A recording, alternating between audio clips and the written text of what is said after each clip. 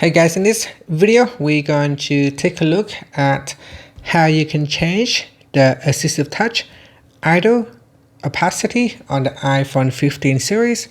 First, let's go back to the home screen by swiping up at the bottom of the screen. Then from the home screen, tap on Settings. Now in the Settings page, scroll down. Then in here, tap on Accessibility.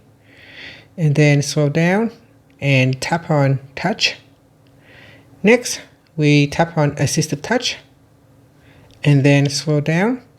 In here, tap on Idle Opacity. By default, it is set to 40%. Now you can increase the opacity or decrease it to make it very transparent. You can drag it all the way to the left. And this is when it is at the maximum transparent level. You can see when it goes idle, it becomes very transparent. It can be a little bit hard to see. So if you want to make it more visible, you can go in here and then increase the idle opacity. And that's it.